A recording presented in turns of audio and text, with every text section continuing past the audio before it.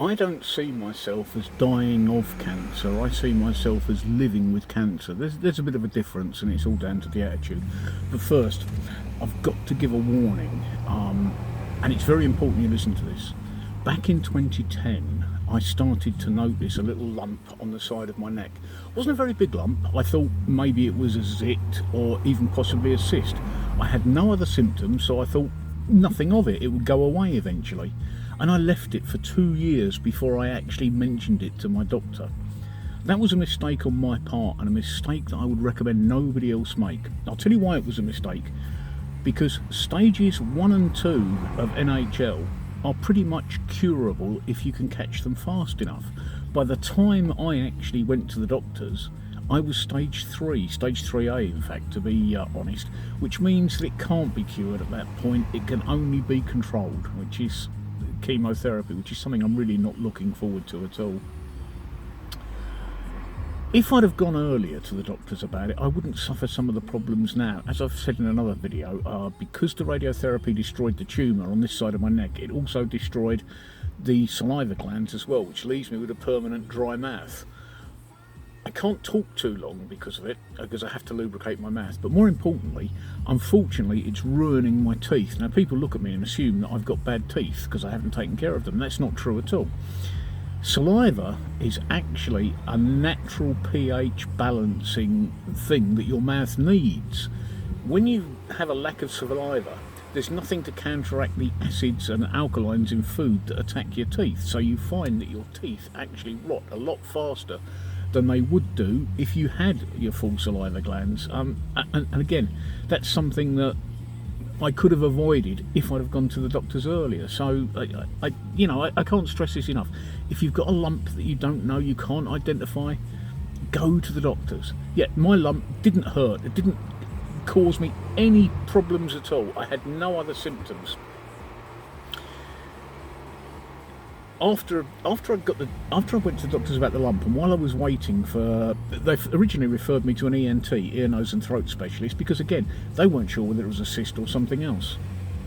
While I was waiting for this referral, I did start to notice some other symptoms happening, and the first one that I noticed was the sweats, the night sweats. And I can't describe what the night sweats are like. It's absolutely incredible that you suddenly wake up and you are absolutely soaked. Not only are you soaked, but your night clothes are soaked, your pillow is soaked, and your bedclothes are soaked, dripping wet.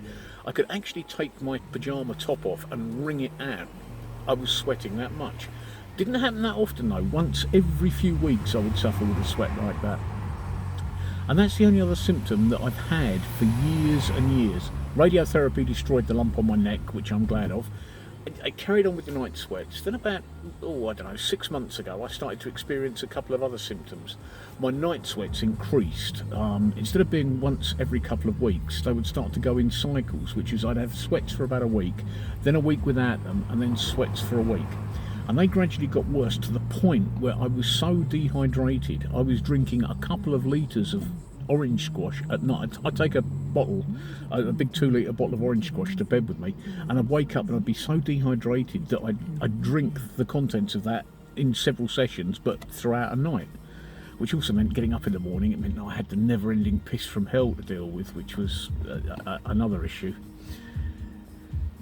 The dehydration causes me to be, if I have a bad night sweat, the next day I am so lethargic, it is unbelievable. It is, I can't explain it. My mind is wide awake, but my body is absolutely wiped out. It really is like trying to do things like swimming through treacle. And it takes me hours and hours and hours to actually recover enough so that I can function as a normal person. And those are the only effects that it's had on me. The dry mouth, the night sweats. A couple of weeks back I had a biopsy. The biopsy was in my groin on one of the largest lymph nodes that's swollen. I describe it as the biopsy from hell, because when he stuck that needle in me, I've never felt pain like that before in my entire life. It was a new pain, and it was all consuming. I mean, the doctor was telling me to relax.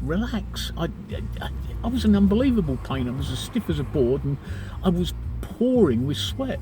My other half came with me to this biopsy. Unfortunately, I nearly broke her hand when I was squeezing it so hard. Prior to the biopsy, I had a little bit of a dull background. I can't really call it an ache or a pain. It was a dull background feeling in my groin that was there. It wasn't bothering me. Whatever he did in the biopsy, he hit it smack on with that needle, right in the dead centre of the pain. And like I say, I've never experienced pain like that before. I burst my appendix when I was 18, and I thought that was the most painful thing I'd ever known. No, this biopsy exceeded that by a long, long way. Still, ever since then, I've been left with a pain in my side, which I'm now taking tramadol for. And, you know, I don't do it when I'm driving. I tend to take tramadol in the evening when I get home so that it helps me sleep through the night. Other than that, that's the only way the cancer's affected me. I'm on the cusp of chemotherapy, which I'm not looking forward to. But apart from that, I can lead a normal life. I can still work. I can still socialise. It's, you know, you can't catch it. It's... It doesn't affect me in many ways, so in that respect I'm quite lucky. But once again, I've got to say, heed my warning. If you've got a lump that you can't identify, please get it checked out. That is the most important thing. You're not wasting the doctor's time, you're not wasting your time. If you can catch NHL early enough, it can be cured.